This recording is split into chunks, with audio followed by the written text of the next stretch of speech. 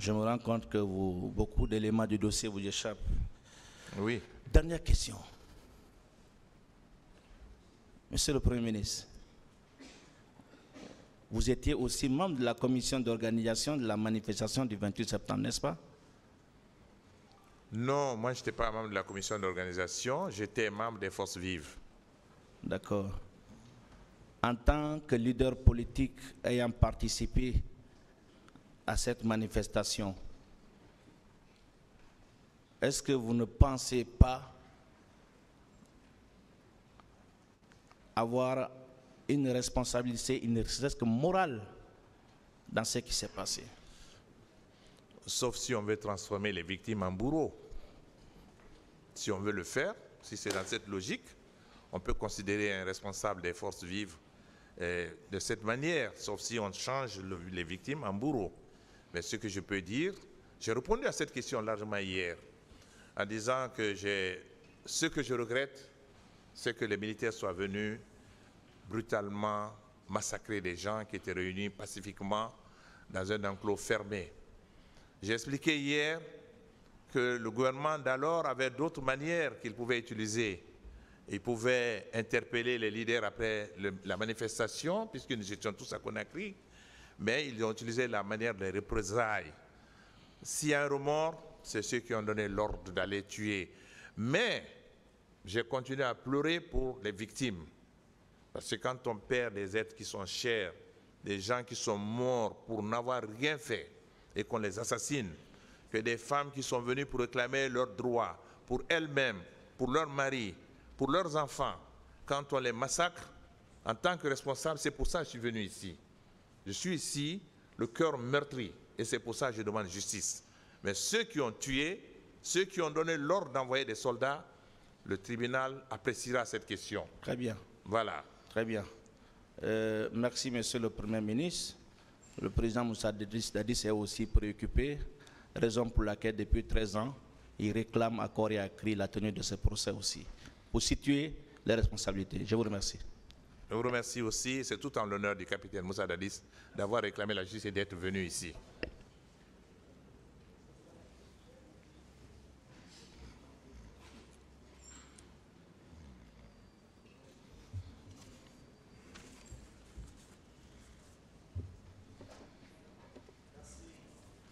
Merci bien, Monsieur le Président. Monsieur le ministre, on voudrait continuer toujours avec les questions. Et je vous prie de bien vouloir vous prêter à mes questions. Dites-moi, Monsieur le Premier ministre, est-ce que vous étiez membre de la commission d'organisation de la manifestation du 28 septembre? J'ai dit non, j'ai répondu. Vous n'étiez pas membre? J'étais membre des Forces Vives, mais je n'étais pas un membre. Bien. Est-ce qu'à la dernière réunion des Forces Vives, vous avez arrêté qu'on adresse un courrier à la mairie qui ne reste de Dixine? Je pense que les lettres à la mairie avaient été faites avant. La dernière réunion des Forces Vives qu'on a eue avant le 28 septembre, c'était le 27. On a eu une réunion le 27 septembre. C'était, je crois, un dimanche. Et c'est là où on a finalisé, où on a décidé où on devait se rencontrer. Mais la décision était déjà prise. Les lettres étaient parties quelques jours avant. Je crois que le collègue Baouri vous a donné beaucoup d'explications sur ces procédures. C'est lui qui était chargé de cela. Bien. Est-ce que cette lettre avait été répondue? Baouri a répondu à cette question. Non, puisque c'est vous qui êtes à la barre. C'est Baouri qui a envoyé la lettre. Les côtés administratifs étaient à la charge de Baouri. Et jusqu'au 27, nous, on n'a pas eu d'informations pour dire qu'on ne pouvait pas y aller. Et je crois que Baouri a donné des explications très claires sur cette question ici. Et c'est lui qui s'occupait de tout le côté administratif. Oui ou non, les membres des Forces Vives étaient censés être informés de la suite à d'autres. Nous savions qu'on n'avait pas reçu d'accord pour aller à l'intérieur du stade. Nous savions qu'on pouvait aller sur l'esplanade. Nous savions qu'il ne pouvait pas assurer la sécurité, comme l'a dit Baouri ici, mais nous n'avions pas d'autres informations qui nous disaient qu'on ne pouvait pas avoir notre meeting. Non, on n'avait pas ça. Donc ça veut dire qu'il vous est interdit d'accéder à l'intérieur du stade. Non, on n'a pas eu d'interdiction pour l'accès à l'esplanade. Non, l'intérieur du stade. L'intérieur, on ne nous a pas dit refus, mais on n'a pas eu d'autorisation de faire le meeting. Bien. Et je crois que cela a été clairement dit. Bien. Et si je comprends bien, si j'ai bonne souvenance, vous avez déclaré là hier que vous avez accédé au stade. Est-ce que vous reconfirmez cela? Que nous sommes allés au stade? Oui. Évidemment, nous étions au stade. Bien. Et qui vous a envoyé au stade? Est-ce que de vous-même ou c'est l'administration du stade qui vous a ordonné de partir? Ben, nous sommes venus au stade, j'ai expliqué les conditions dans lesquelles nous sommes rentrés au stade. Nous n'avons pas quitté le domicile de Jean-Marie Doré ce jour-là pour aller à l'intérieur du stade.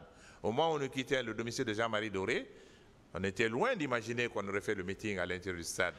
Mais dès lors que la foule nous a pris et nous a embarqués, on a été portés en triomphe. On a été dans un bond de foule, dans une masse importante. On s'est retrouvés à l'intérieur du stade. Bien. C'est comme ça que ça s'est passé. Cela veut dire que ce sont les manifestants qui vous ont envoyé au stade. Nous sommes allés avec nos militants à l'intérieur du stade. Le stade était ouvert, on est rentré. Qui a ouvert le stade? Grosse question. Bien. Est-ce que c'était un piège que le gouvernement lui-même avait tendu à la population? Je crois que cette question est devant le tribunal. Cela n'entend pas que vous n'avez pas la maîtrise de vos militants. On avait la maîtrise de nos militants parce que jusqu'au moment où on est rentré au stade, nos militants n'ont rien cassé. Même le portail du stade n'avait pas été cassé. Quelqu'un avait ouvert et les clés n'étaient pas avec les forces vives, ni avec nos militants. On va continuer. Vous déclarez là tout à l'heure que vous avez la maîtrise de vos militants. Mais il se trouve que les mêmes militants se sont attaqués au commissariat de police de Dixine. Qu'est-ce que vous avez à dire par rapport à ça? Ben, je vous réponds, au cours de ce procès, il a été apporté la preuve, et c'est dans vos dossiers, qu'un commissaire a déclaré que ça c'est une manipulation du gouvernement. Et que plutôt que c'est eux qui sont allés attaquer pour prendre des armes pour attaquer les gens. Nous, on n'a pas d'armes. On est allés les mains nues au stade. Dans les dossiers que vous avez, cette question a été déjà discutée par le tribunal. Et le tribunal l'appréciera. Bien, je vous fais la lecture du rapport du commissaire central de police de Dixine. Ça, c'est le dernier paragraphe de la première page. Ayant constaté que la foule ne faisait que grossir, la brigade a quitté les lieux. Ce faisant, nos agents ont cherché à maintenir le dispositif de notre commissariat, qu'ils ont fini par abandonner les munitions. C'est ainsi que les manifestants qui progressaient ont investi les lieux en y mettant le feu après avoir ramassé les biens qui les intéressaient.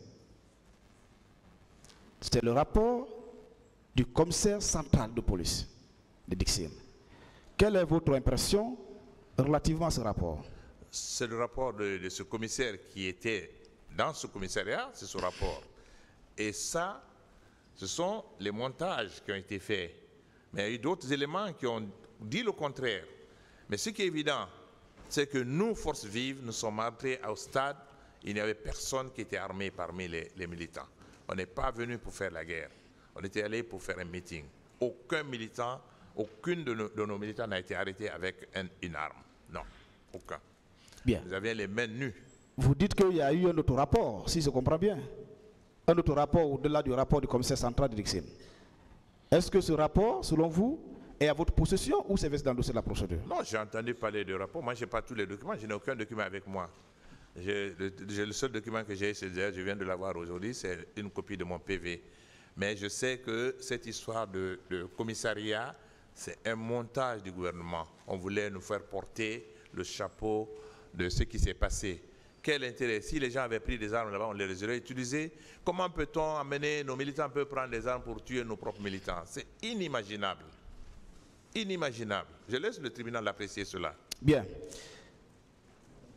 Si vous avez la maîtrise de vos militants, vous pouvez dire là que vous connaissez tous vos militants et leur mobilité s'il y a lieu?